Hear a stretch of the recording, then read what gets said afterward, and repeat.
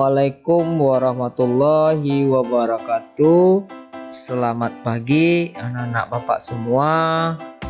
Bertemu kembali kita di pelajaran PJOK hari ini tentang permainan kasti. Kali ini kita akan membahas tentang aturan permainan kasti.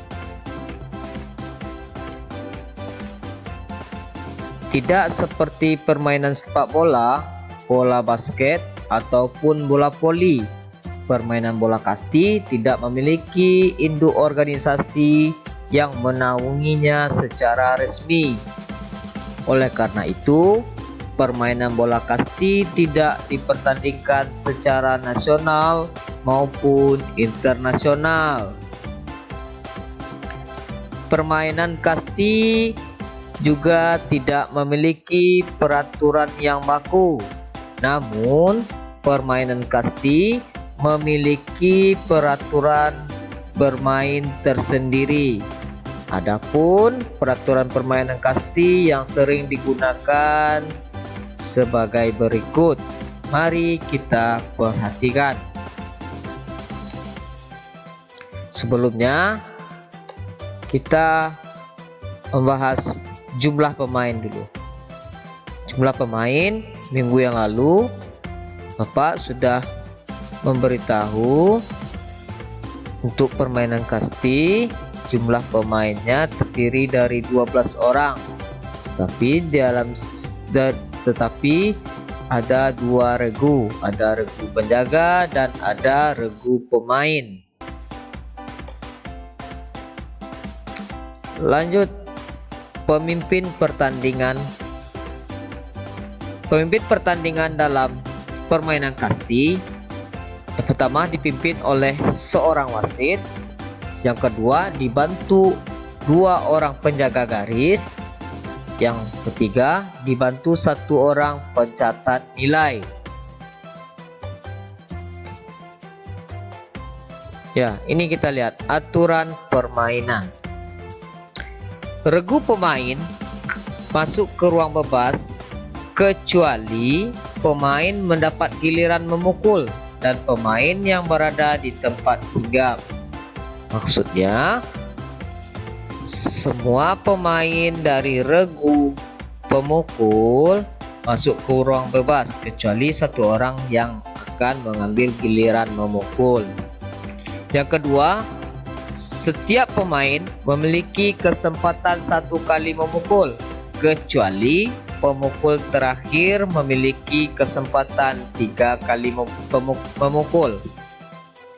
Lanjut, bola dinyatakan hidup apabila berhasil dipukul dan masuk ke dalam lapangan. Lanjut, bola dinyatakan mati apabila tidak berhasil dipukul atau berhasil dipukul tetapi keluar lapangan. Lanjut, kita lihat cara bermain. Bagaimana sih cara bermain kasti? Kita lihat. Ya, yang pertama yaitu kita menentukan siapa regu penjaga dan siapa regu pemain atau pemukul. Itu dapat kita lakukan dengan pengundian seperti sweet atau yang lainnya ya. Pengundian dapat diwakili oleh salah satu seorang pemain setiap regu yang akan bertanding. Kedua, pemain yang berada dalam regu pemain maju satu persatu sesuai dengan nomor urutan ke ruang pemukul. Seperti yang Bapak jelaskan tadi, satu orang yang akan memukul baru maju ke depan ke tempat ruang pemukul. Yang selebihnya tetap berada di ruang bebas, ya. Lanjut, salah seorang dari regu penjaga berperan sebagai pelambung yang akan melambungkan bola dari ruang pelambung. Itu tugas seorang dari regu penjaga. Lanjut, setelah bola dipukul, pemain meletakkan pemukulnya di ruang pemukul. kemudian lari ke tempat hinggap. Maksudnya seorang pemain yang memukul tadi, dia berhasil memukul, pemukulnya harus diletakkan di tempat ruang pemukul, jangan dibawa sambil lari, itu tidak boleh ya. Lanjut, apabila bola berhasil dipukul dan masuk ke lapangan, bola dinyatakan hidup. Pemain lari ke tempat hinggap pertama atau boleh lari langsung ke tempat hinggap kedua ataupun ketiga, dan bahkan bisa langsung kembali masuk ke ruang bebas. Maksudnya ini, apabila seorang tadi berhasil memukul, bola masuk ke lapangan dan bola dinyatakan hidup, pemain tersebut langsung lari ke tempat hinggap. Tempat hinggap itu ada 4 macam ya, 4 hinggap ya. Di hinggap, anak tersebut boleh lari ke tempat pertama, kedua atau ketiga, bahkan bisa langsung kembali ke ruang bebas ya, itu maksudnya. Lanjut, apabila bola tidak berhasil dipukul, dinyatakan bola mati dan tidak mendapat nilai. Akan tetapi pemain harus tetap lari ke tempat hinggap pertama dan boleh lari ke tempat hinggap berikutnya setelah pemain berikutnya berhasil memukul. Itu perbedaan bola yang berhasil dipukul oleh seorang pemain dan tidak berhasil dipukul oleh seorang pemain ya. Jadi kalau tidak berhasil, anak tersebut boleh lari tapi cuma ke tempat hinggap yang pertama saja. Tidak boleh lari ke tempat hinggap yang lainnya, cuma lari tempat yang pertama.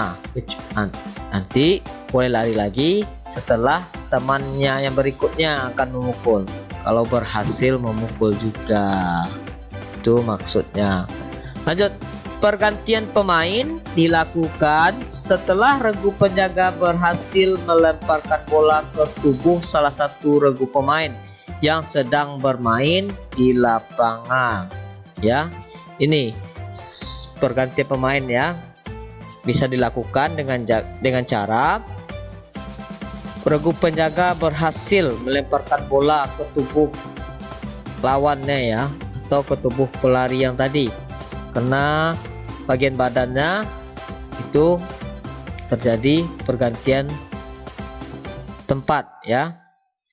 Lanjut, pergantian pemain bisa juga dilakukan otomatis apabila regu penjaga berhasil menangkap bola langsung yang dipukul pemain sebanyak 3 kali tangkapan ya. Maksudnya ini pergantian pemain ya, pergantian tempat maksudnya ya.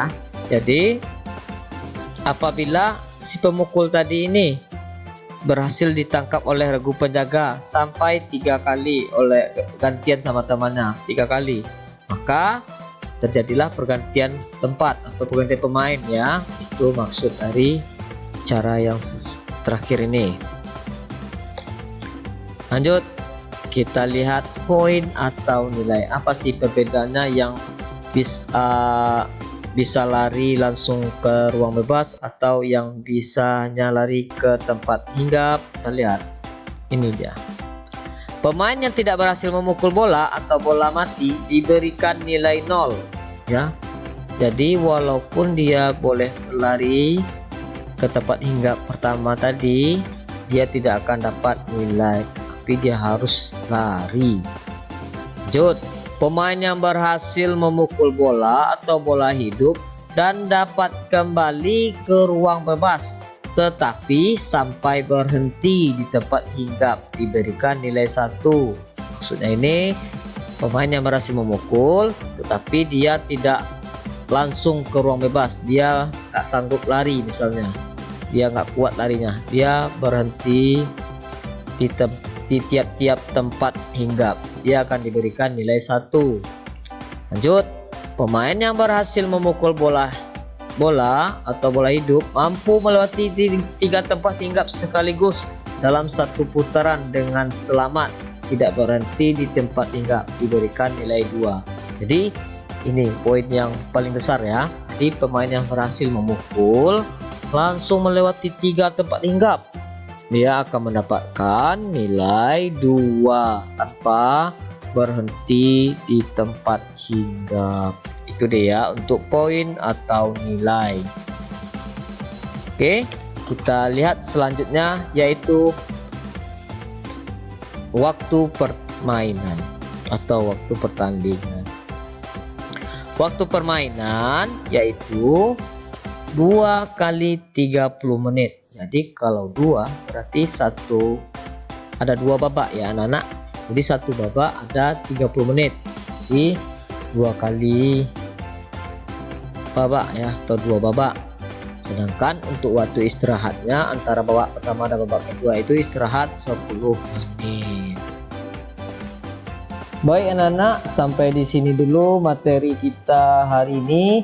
Kita bertemu kembali di minggu depan. Terima kasih, sampai jumpa.